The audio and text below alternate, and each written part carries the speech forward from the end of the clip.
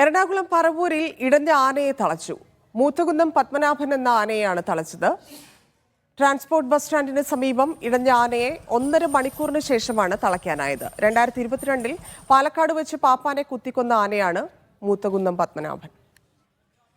Nitin Xavier ചേരുന്നു. നിതിൻ, വിവരങ്ങൾ. ഇന്ന് രാവിലെ 9:30 ഇത്തരത്തിൽ ഈ പറവൂർ ബസ് സ്റ്റാൻഡിന് സമീപം ഈ മൂത്തുകുന്നം പത്മനാഭൻ എന്ന മുത്തുകുന്നം ദേവസ്വത്തിന്റെ കീഴിലുള്ള ആന ഇടഞ്ഞത്. ഈ ക്ഷേത്രത്തിൽ തന്നെയുള്ള ആനയാണ്. ഇത് പാലിയം ക്ഷേത്രത്തിലെ ഉത്സവത്തിന് കഴിഞ്ഞ് അവിടെ നിന്നും തിരികെ നടത്തിക്കൊണ്ടുവരികയായിരുന്നു. 15 കിലോമീറ്റർ ദൂരം ആനയെ നടത്തിക്കൊണ്ടുവരികയാണെന്നാണ് നമുക്കറിയാൻ സാധിച്ചത്.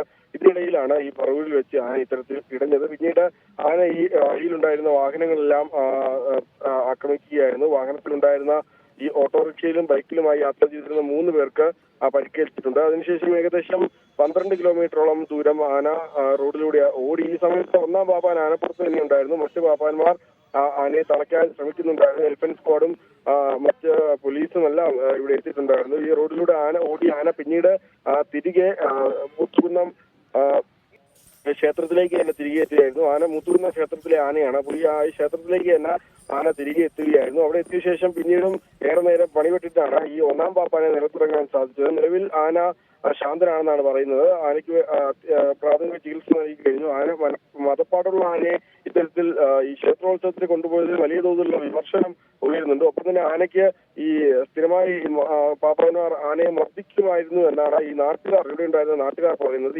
ഇതേ ആന 2022-ൽ ഒന്നാം പാപ്പാനെ കുത്തിക്കൊന്ന ആനയാണ് മൂത്തുകുന്ന പത്മനാഭൻ. ഒപ്പം 2020-ലും സമാനമായി ഒന്നാം പാപ്പാനെ ക്രൂരമായി ആക്രമിച്ചിട്ടുള്ള ആനയാണ്. അപ്പോൾ ഈ മതപ്പാട്ടുള്ള ആനയെ ഉത്സവത്തിന് കൊണ്ടുപോയതിൽ വലിയ വിമർശനം ഉയരുന്നുണ്ട്. അതായത് നിലവിൽ ആന ഈ ക്ഷേത്രത്തിൽ ഈ എലിഫന്റ് സ്ക്വാഡ് അടക്കം അല്ലെങ്കിൽ പാപ്പന്മാരടക്കം ചികിത്സ നൽകുന്നുണ്ട്. ആനയ്ക്ക് പ്രാഥമിക ചികിത്സ നൽകുന്നുണ്ട്. അപ്പം പരിശോധനകളും നടത്തുന്നുണ്ട്.